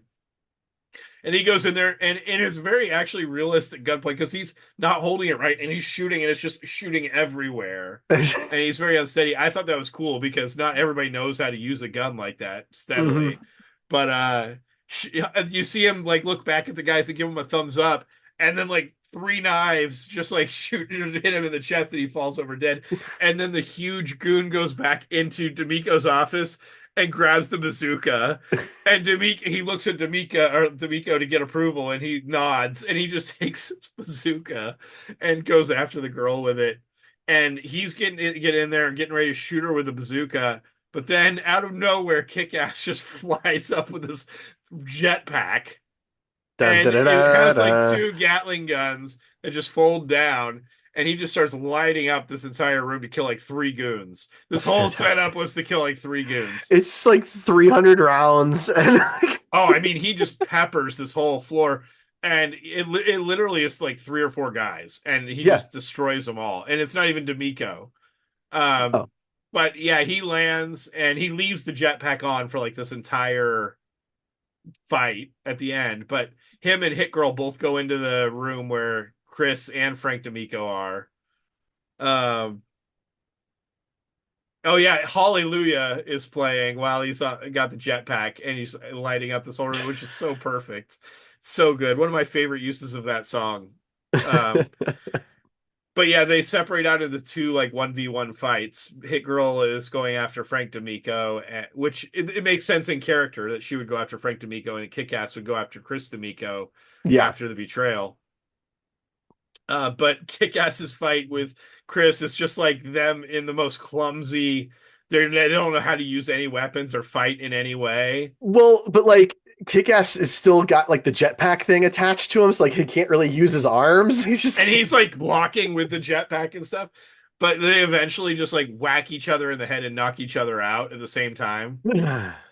And then, D'Amico versus Hit Girl. Hit Girl obviously has the disadvantage because she's much smaller, a little girl, hmm so he can just physically overpower her. But she's, smart, and she's hitting him like she finds a letter opener and stabs him, which is again a very brutal hits.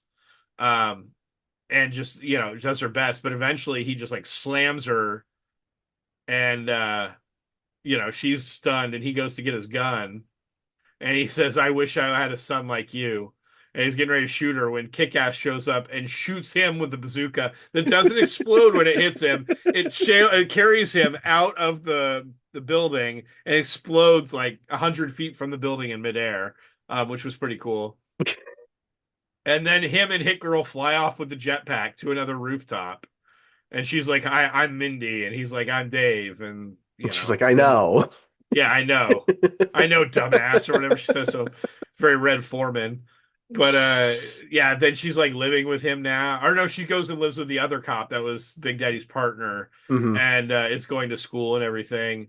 And it sets up that she kicking the bullies' asses at the school, and it was really funny because at the time we didn't know we were going to be getting a Kick-Ass 2.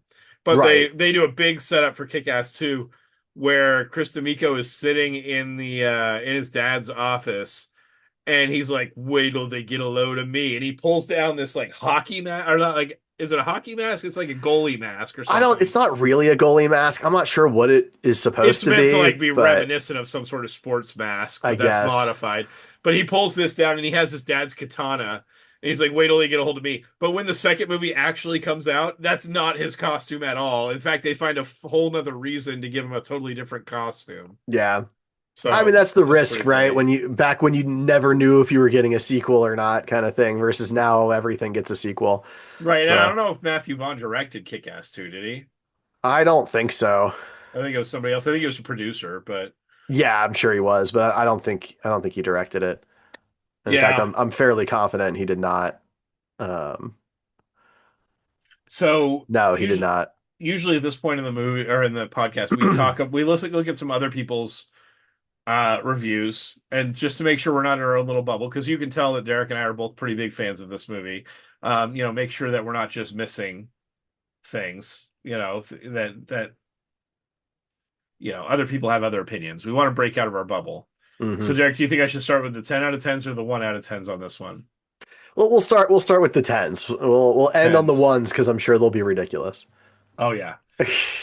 So this one has 597 thumbs up and 304 thumbs down. This review does.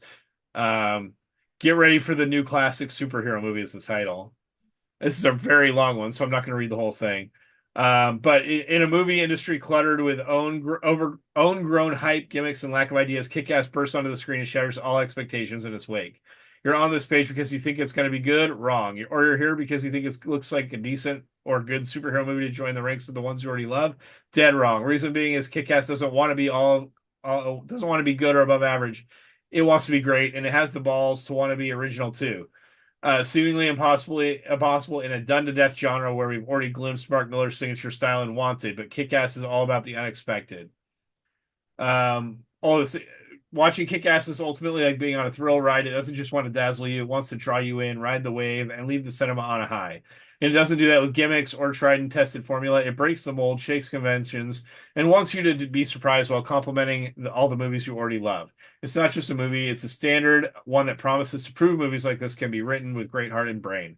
And ultimately, you'll be leaving the screen thinking, "Wow, let's do that again," no matter how many agains come before it. That's from Mark's the Dude, and that was written in 2010. So that was Wow. somebody right out of the theater. Yeah. We have one from Nike SRN. This one has 293 thumbs up. I saw the previews for this and thought this was going to be one of those slapstick, stupid comedy movies, like super bad or superhero movie. I came on IMDb and saw the rating and reviews, and I thought I'd reconsider after doing some research on this. I was very wrong with my initial assessment. Yes, there's some teen comedic elements to this movie, but the movie flowed perfectly. Great soundtrack, great fight scenes, acting was good, story was great and original. With a current IMDb rating of 8.3, so I write this, it looks like I'm not alone on how I rated this movie. Show Stealer was definitely Hit Girl. I foresee her having a huge career, and this was written in 2010, so you're not wrong. No, no. Possibly the next Natalie Portman. Again, not far off. Reminded me of Natalie's role in Leon, which leads me to my next point. Unless you're into comic books, video games in your teens, 20s, 30s, and don't have a young kid, you might be taken aback that a little 11-year-old girl is killing people and using bad words.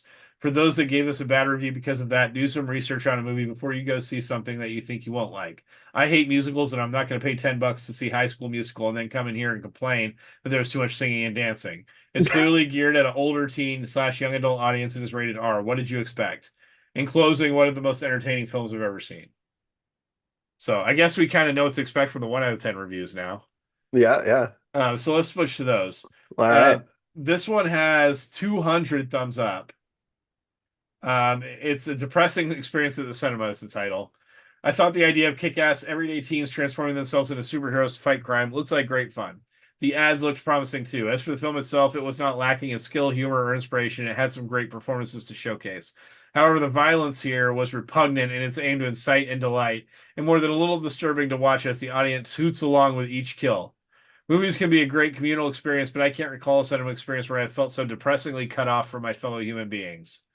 I suppose we are supposed to applaud the audaciousness and black comedy of a preteen girl slicing off bad men's legs and shooting them through the head, but to me it reeked of filmmakers desperately trying to find new and novel ways to hype audiences up. Of course, they frame the carnage unconvincingly around a perhaps the heroes are as sociopathic as the villains theme, lest anyone dare question their motives. Reminds me of Terminator 2's banal, anti-violence message. Oh, yes, those baddies were bad, but for instance, I wondered how families affected by suicide might have felt as audiences cheered on Hit Girl as she forces a guy to shoot himself through the head. Oh, but I'm missing the point, I guess. The sad thing is that Kick-Ass could have achieved its thematic aims without graphic carnage. However, I doubt this approach would have been brought Matthew director Vaughn, director Matthew Vaughn and writer Jane Goldman quite the level of attention they would appear to crave. It's well timed that Oliver Stone made Natural Born Killers 2 in order to provide another perceptive and unflattering mirror to an increasingly apathetic and sensation-focused society. P.S. Some hopeful news slash some Australian film critics and commentators, such as David Stratton, Tom Ryan, and Richard Wilkins, have publicly denounced the violence in this film. Thank you, guys. We've already copped some ridicule for this, but at least some people are drawing the line as well as seeing through the hipness. So Okay. that's fun. Here's one that seems like it maybe isn't have that same problem. I cannot believe the undeserved high rating of this film. By way of balance, I must therefore award it a 1. That's not really how this works, but whatever. The storyline starts out promising enough as a lighthearted comedy, but it quickly runs out of steam and it becomes apparent it has nothing new to say. Okay, this was going to say the same thing. An attempt is made Yeah. to compensate for this by introducing the idea of an ultra-violent 11-year-old in the style of Kill Bill. Unsurprisingly, this does not work. It makes for uncomfortable watching as she stabs, slashes, and has her face repeatedly punched by a full-grown man. Personally, I found this slightly uncomfortable watching, gimmicky, and not entertaining. So, seems like there's a lot of themes for the people that didn't like this movie, that Yeah. went into this movie knowing that it was going to be an R-rated superhero movie, and mad that it's an R-rated superhero movie. So yeah, Well, what are you gonna do? I think at this point we would be apt to give it our own rating and Cage's Yeah. score. We should do that. So we have our Cage-O meter. We have two scales, overall quality and overall caginess. We have a 20-point scale because Nick's been in a lot of stuff. So 1 low and 20 is high. This one is a little bit easier for me. I love this movie. I've seen it a few times. I'm a fan of it, and I know what we've rated other things. So I'm going to go right out there with quality. I'm giving it a 17. Wow, 17. I love this movie. Yeah. Yeah, I do Literally, too. like there's only one aspect of the movie that keeps it from being higher than that, and that's the gay storyline. I don't really care for how far they take it and the resolution on it, but the rest of the movie I think is brilliant. I do like that they don't make fun of being gay or like demean it in any way. I'll Yeah, say that at least there are some movies that will use it as the butt of jokes, but in this, the him actually like the gayness is not the butt of the joke. I didn't right. feel like anyway. But yes, I tend to agree. Yeah, I was going to be at a 17 too, but I thought Oh, that that was going to be high. look at I thought that. you were going to do like a 15. No, I love this movie. Just for perspective, Unbearable Weight of Massive Talent, I gave that a 17. That was a little bit higher than you. You gave it a 15. We both gave Pig a 20. And then, Yeah, there's not Matchstick a lot. There's not a lot in this realm of Nick Cage movies. Adaptation is probably up there. adaptation was, we gave Matchstick Men a 15 and a half between the two of us. The You were a Trust 15, was I was a probably up 16. there, but we don't have a ton in this like really good movie quadrant. No, I mean, Raising Arizona is a Yeah, oh, 15 and a yeah. half as well. Where is adaptation? I know we gave that one kind of a high score.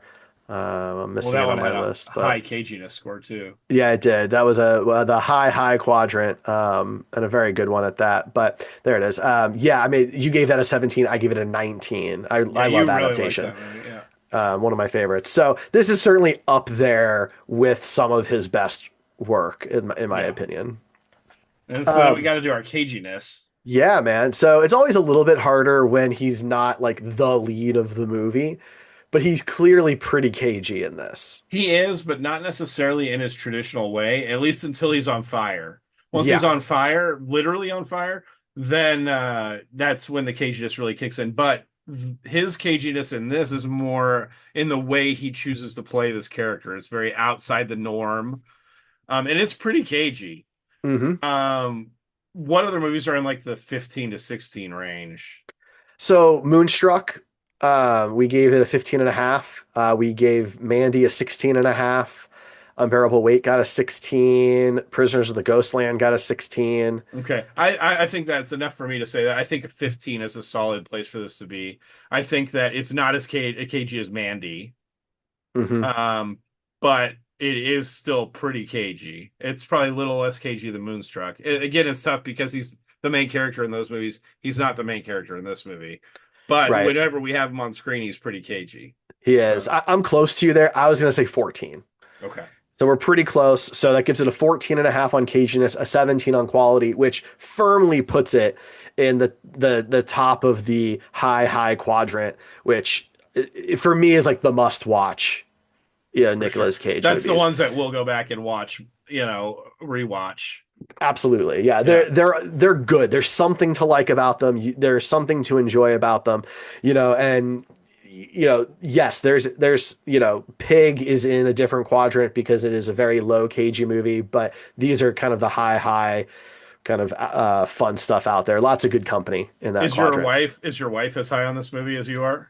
I didn't ask what she would score Oh, it, okay. but yeah, she likes it enough that she specifically wanted to watch this Oh, one with okay, me. that's good. When I told her, she was like, "Oh yes," kind of thing. Oh, Whereas, okay, so she likes it quite a bit, yeah, obviously, at that point. Yeah, hmm cool. yeah, because she doesn't watch, all of them with me. I wouldn't even say she's watched, half of them with me. But when she likes them, she likes them, and so And I think that this type of a Nick Cage performance is more up her alley than like when he's extra like crazy Cage. She's more into like this subtle like character Cage. that's definitely true. And look, he's also been in a lot of really heavy movies, Yeah, and this and one's less so. this one's more satirical and tongue in cheek, and that type of Right. thing. So. But yeah, so for those who don't know, our Cage-O-Meter, we have an interactive Cage-O-Meter up at comingofcage.com. It does lag behind the show a little bit because we do want you to watch or listen. Is But it we, searchable now by title, Derek? yeah, it is. Meaning that you're going to get it searchable before this show is released or It this is episode is searchable released? as the time that anybody could possibly be hearing this. Okay. Okay, I'm trying it right now. I don't see the search bar, Derek. Whatever, Ryan. But Whatever, by the man. time you're hearing this, audience, you Yes, can search for your favorite Nick Cage movie, see if we reviewed it, and see where we placed it on our grid. absolutely. Yeah. There's a lot of stuff. This is our 96th Nicolas Cage movie. So by the time you see the Cage-O-Meter, there will be at least 90 Nicolas Cage movies on it, which gives you a pretty good start of some movies to check out if you're interested. So Yeah. there is that. Now, we've watched Kick-Ass. That means it has come off the Wheel O Cage, and we have to replace it with something new. And we are starting to run low on options. There are only 4 movies left that are eligible for the wheel that have never been on it. So those 4 movies are Captain Corelli's Mandolin, Drive Angry, The Crude's New Age, and Retirement Plan. So Nice. joining the wheel, replacing Kick-Ass, is The Crude's a New Age. So that is now eligible to be picked. To find out which Nicolas Cage movie we're going to talk about in episode 98, you'll have to check out the Wheel O Cage. We'll spin it and pick our next movie. Lots of good stuff out there. There's still plenty of really heavy hitters that we haven't talked about yet, like The Rock and Dream Scenario and Ghost Rider. So go check out the Wheel O Cage. Ryan, anything else for Kick-Ass? If you like this, the second one isn't quite as good, but it does have some interesting moments, so you should check that one out too. No Nick Cage, though. No, you got Jim Carrey. You do get Jim Carrey in a role that made him actually not promote this movie, actively not promote the movie because That's he true. hated the violence in it so much after he made it. I forgot about that. Yeah, it Yeah, was a weird time. that was a weird time. Yeah, but That it's was out when he there. started going crazy. It is out there. All right. Well, this has been the Coming of Cage podcast. Go to comingofcage.com for all of our links. Subscribe on your app of choice or watch us on the Derrico Studios YouTube channel. Don't forget to check out Cage O Bingo, where we play custom Nicolas Cage themed bingo. As we watch these movies, did either of us get a bingo for Kick-Ass? You'll have to watch and I find really out. don't know, but we're going to find out We'll catch you next time. later.